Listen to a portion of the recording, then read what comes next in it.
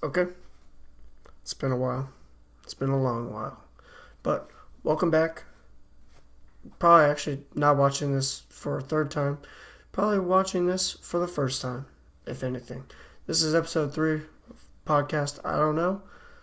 I don't know podcast. So I have a few things I want to talk about. A couple things that I'm late on talking about that I would love to talk about now. Things like Joe Budden leaving Complex, the fall of Complex. The fact that we have robots that are doing push-ups and are lubricating themselves with fake sweat as they do push-ups, I find that pretty interesting. I want to talk about my favorite podcasts. I want to talk about suggested books that I would like to receive suggestions, and I want to talk about maybe starting a book club. Let's talk about 2017 wrap-up and how 2018 will be. I don't know. I don't really know where that conversation will go. It's just something that I guess I wrote down.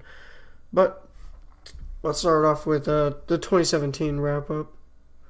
So 2017 has been an interesting year for a lot of us, and I would say an interesting year for most of us. Probably one of the most interesting years of our lives. For me, this has been the worst year of my life, but I won't get into that. I would say that I think a lot of people are about to see a change in their lives. Everyone said this year, let's make this our year, let's kick this year in the ass, but it just didn't happen. Sometimes that kind of stuff doesn't happen. Sometimes we mess up, and sometimes we just fall behind. A lot of people suffer from depression, anxiety, stuff like this that might inhibit you, but I think this year a lot of us are going to conquer that, and I think that we're just going to come on top. That's just how I feel. I'm not sure why, but I have a good feeling, especially for myself and for my peers, and the general people around me.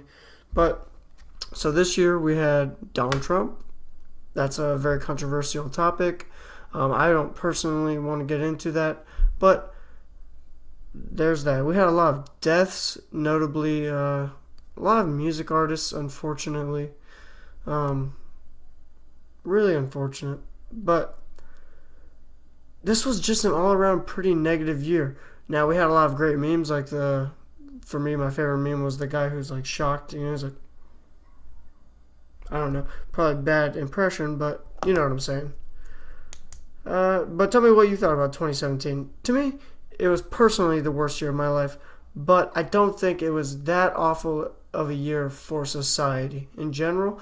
Definitely not for humanity. I feel like people say, oh, the years are just getting worse, but we just talk about what's bad more often than not. There's actually a lot of great things that happen that we just don't talk about as much because it's not as headline enticing, which is just kind of how we've allowed society to guide itself. I think we should change that, by the way. I think we should have more news sources, and even we have independent news sources like Philip DeFranco, but you have clickbait of all of his thumbnails being like, it's always a negative thing, and obviously that was a negative emotion of like sad shock. Let's go ahead and change that. To me, that's my 2017 wrap-up. I don't want to talk about anything in particular. I want to talk about the general energy and how it was a little down. How we were just generally, like, not at our best. I saw just so much hate on social media, which is my least favorite thing about Facebook, is it's just ranting and hating. And then Twitter is just the belittling of everybody all the time. Let's change that. Let's let 2018 be the year of kindness. More than anything, the year of kindness. So as we enter 2018, some of you go to the gym on a regular basis, I'm sure. A lot of people go to the gym, I believe. You're about to see a lot of New Year's Eve resolution type people. You know what I'm saying. People who have gone to the gym on their New Year's resolution list in the gym. And it's super annoying. Let me just say that. It's super annoying. I've been one of those people as a kid. For some reason, I just thought that that's what you could do. You put it on your New Year's resolution. Go to gym. I was like 5 years old because my mom was actually a bodybuilder when I was a small child. But that's another story for another time. But I think we need to push these people up because going to the gym is a big step. It is a really important thing, in my opinion, personally. I believe that going to the gym is a religion. No. Going to the gym is just important. It's good for your mental health more than your physical health. in my opinion, and I believe some studies show that as well. But we just need to be supportive of everybody in there. If you think they're overweight, so what? Give them encouragement. Don't belittle them. I want to see them in the gym, not for January. I want to see them there in June, December. You know what I mean? I don't want to see temporary progress. I don't want to see failed progress. I want to see people build. I think everybody else probably feels the same way, even if it's not your immediate instinct, because your immediate instinct is, oh, my gym is cluttered. But let's try and change that. Like I said, let's let 2018 be the year of kindness. And speaking on resolutions in general, I just want to talk about setting goals. So I personally don't set resolutions, but I do set goals. I set goals all the time, like weekly goals, daily goals. That's why I have like 3 whiteboards in here. You can have simple goals. Like sometimes my goals are achieve everything on your to-do list 5 days in a row. It's a simple goal, but it's a good one because it's a habit-forming thing.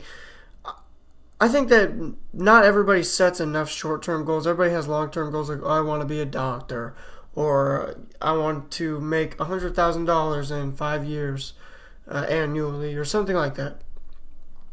But a lot of people don't set goals like I said, habit goals, habit-forming goals, like, okay, for example, going to the gym 3 days a week. Stuff like that. It's little things that'll make a big difference in your life. Going to bed by a certain time every night for a whole month. Short-term goals like that can help you build to those larger, more important goals. Let me know what you think about that, but I kind of feel that that's true and probably more common sense than I am letting on, I guess.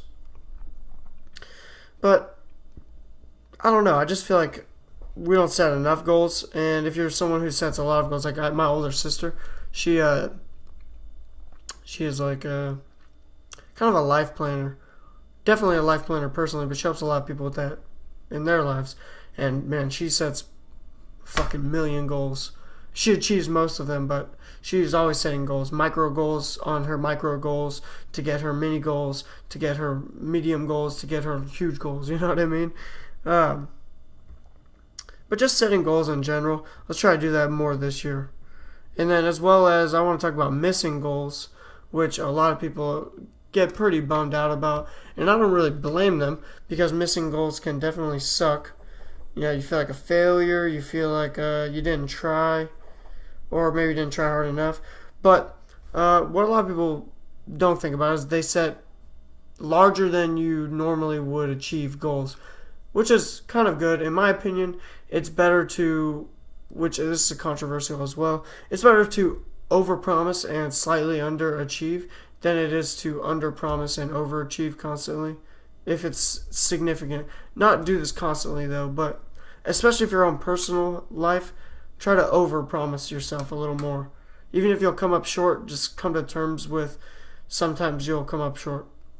But it's better to, strive for that next level thing than it is, sometimes it's better when you're monkey bars, you skip to the next rung, skip one. I think that's better, personally. I believe you'll achieve more stuff by doing so. I think missing goals is an important part of achieving and succeeding in all of your other goals. And I'm sure other people would agree with that. I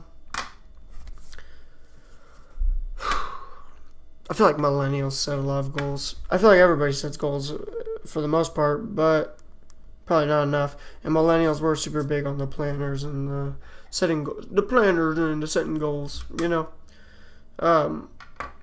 It's just kind of weird being a millennial in that regard because we do a lot of important stuff like that, but also we spend all our time on Instagram and Snapchat. It's really confusing. I think millennials live with such strange dualities. One of them that I've dubbed the Kanye complex, which is believing you are the greatest and believing you are the worst at the exact same time. As in, like, being raised your whole life, getting participation trophies, getting told you can do anything you want as long as you put your mind to it, which is what my father told me as I grew up. Stuff like you can get anything you want. And then when you actually grow up, you realize that that's not necessarily true, and everyone tells you that you're entitled and that you're basically a piece of shit and you can't get anything that you want, which is really confusing for a lot of us. And it's ironic because it's the same generation that told us you can do anything. It's the same generation that gave us participation trophies, and it's the same generation that is now saying you can't do anything and you're an entitled participation trophy receiving piece of shit. So I call that the Kanye complex. Just because, Kanye is very much, to everybody's face, really egoic, very much godlike, but he actually has a lower opinion of himself in certain ways and has a lot of remorse about a lot of things that he doesn't carry in his natural cadence, but you can very much see it in his general undertones. And a lot of people don't talk about that too much, which I find odd. Another thing I'm going to talk about is the complex situation with everyday struggle. Just going to go ahead and check the time here. So, Complex just recently did not renegotiate with Joe Budden, co-host and creator of Everyday Struggle, which is my personal favorite hip-hop show besides The Breakdown on Hip Hop DX, originally with Justin Hunt, who is an exceptional, I don't know if he's a journalist, but I'll call him a journalist. So Complex did not renegotiate with Joe Budden, which in turn made them lose around 600,000 subscribers, which is a lot. Like, that's almost 750,000. I'm actually not sure how many subscribers they have in general. I'm going to look it up. But Complex has been going down the tank because of this, and will continue to do so. I believe every video they've posted, aside from sneaker shopping, has been just flagged and just spammed with negative comments and negative reactions, just way more dislikes than likes. Yeah, Complex is now at 1 million, almost 700,000 subscribers, which is still a good amount. But to lose 600,000 is pretty significant. But I'm just go ahead and look at their latest videos. I'm going to mute this so you guys aren't just spammed.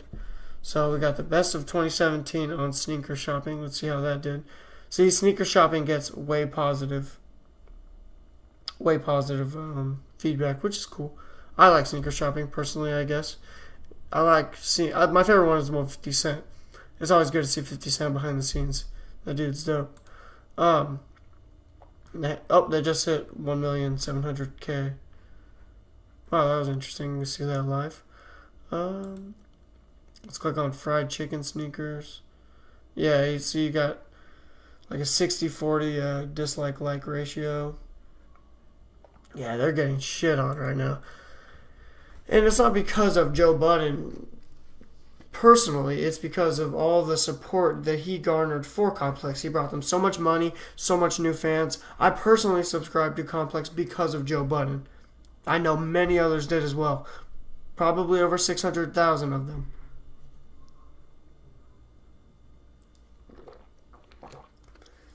Him, Nadeska, and DJ Academics created an amazing show. They got a lot of people talking, and in a lot of ways that people weren't talking before. It's going to be unfortunate that he's not, I don't really care about Everyday Struggle anymore. I've always been a fan of Joe Budden since I've known about him, which has been for probably a couple years.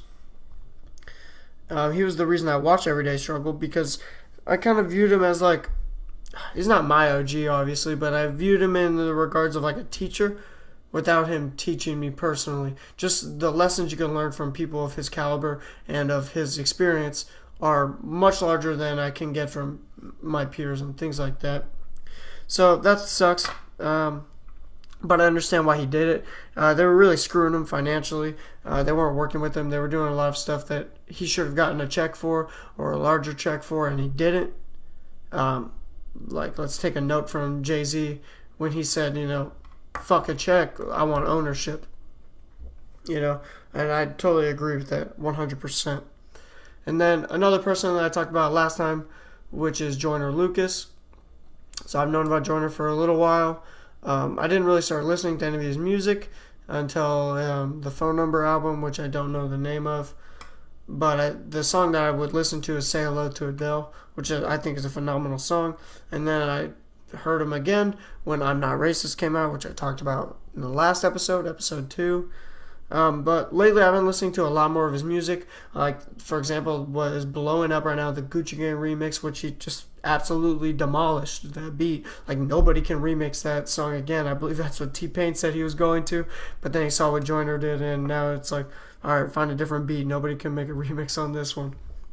And I would agree with that, because he's just killing it. And then his bank account remix, which I love the lyric when he said, I'm going to butcher it, I don't know it verbatim. You know, I could just look it up as I speak about it. But he said something along the lines of, I remember keeping the oven door open when we had no heat. And then I remember not being able to pay rent and the landlord won't be put me on the street. Stuff like that. I really resonated with that song as someone who went home to home or didn't have homes at times as a kid. And at one point, my family was even a 6-figure family. And I've also been homeless at the same time. Like almost in the same, short span of time, is very, it kind of hit home with me personally. He said, what you know about ramen noodles and a pack of Sazon seasoning, what you know about leaving the oven door open when there's no heat again, and the rent is due, your landlord try and throw you out on the streets again. I don't know. I think stuff like that you don't get from a lot of people. You don't get that from Gucci Gang, Gucci Gang, Gucci Gang, Gucci Gang. My bitch love do cocaine. The Lil Pumps. I understand that.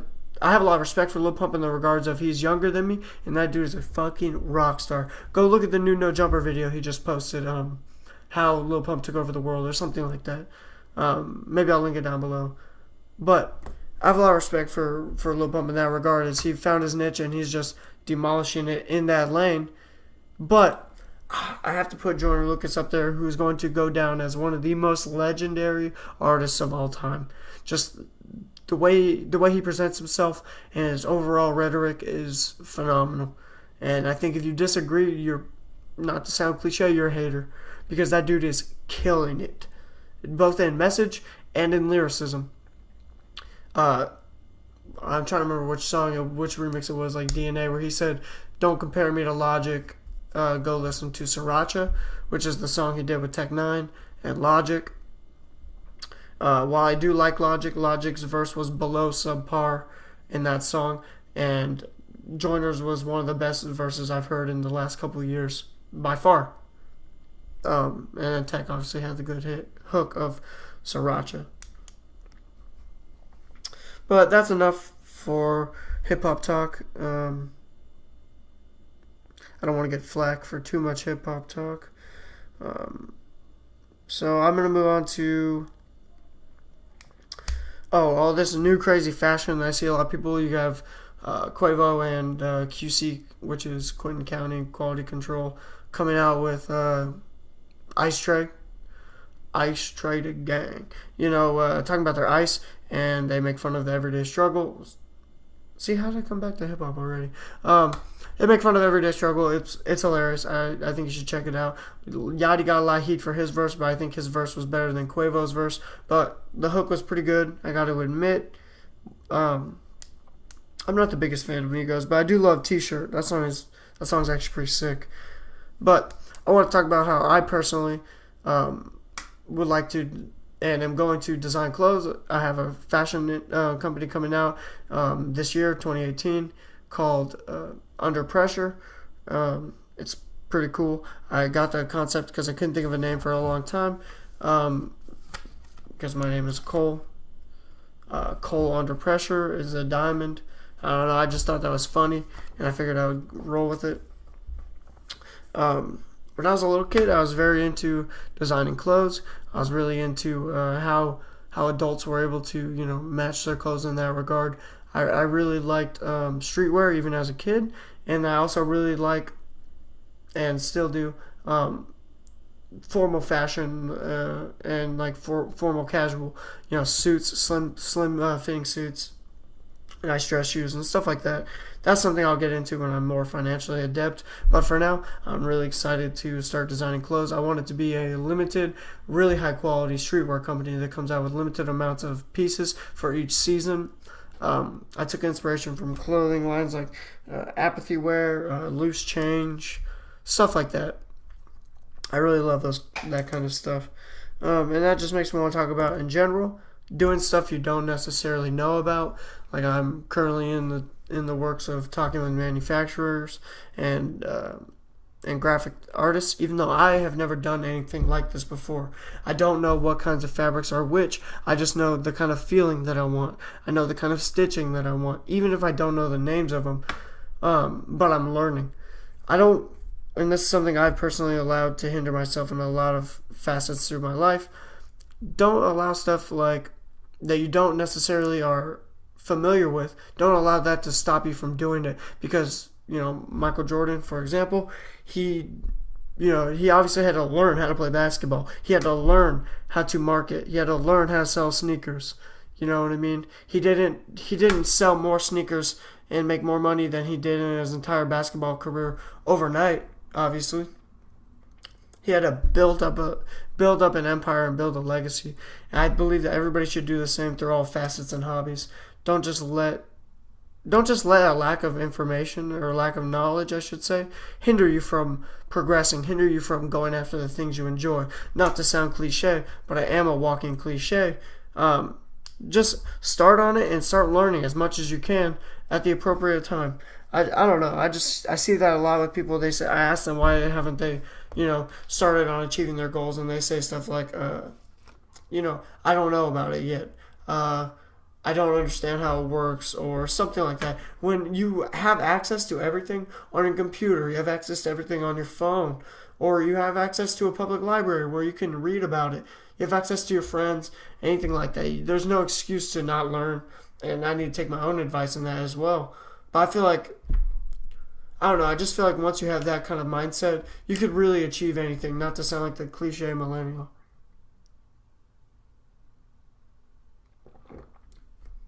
Excuse me for that gulp. I'm sure that was not very enticing.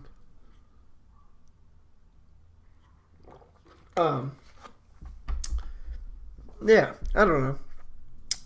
Just my thought. Okay, now I'm going to talk about the evolution of robots and overall technology of job replacement and evolution in that regard.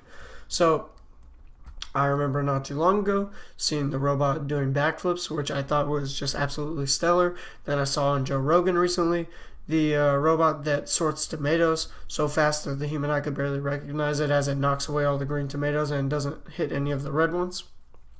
And doesn't bruise them and knocks them into the according basket, which I thought was freaking awesome. We are now seeing automated cashiers and tellers at McDonald's. You don't need to have people take your order anymore. We have those here in Fresno, I think that's pretty cool. I believe that now falls on my generation and the generation after and the generation after to really step it up for the human race if we don't want to be completely replaced.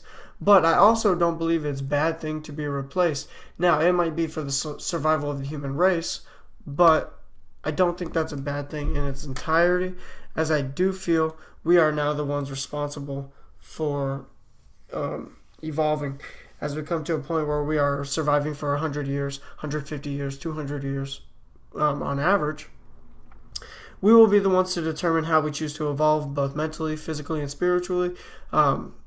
That's just how it's going to have to be. And then also we are going to be augmenting technology into ourselves. We are going to then be replacing many of our jobs with AI, with robots. And I believe we are creating the next species to replace us. I mean, tell me what you think about that. But I find that really interesting. I find that to be a beneficial thing for the world. We're the next best thing to monkeys. They were the next best thing to come before them, etc. We will create the next best thing to us. Or, that doesn't make sense, but you know what I mean? We are creating the next thing. I think that's pretty stellar. I think that robot that is doing push-ups that is sweating out lubricant so it can cool itself down. That's pretty freaking sweet if you ask me.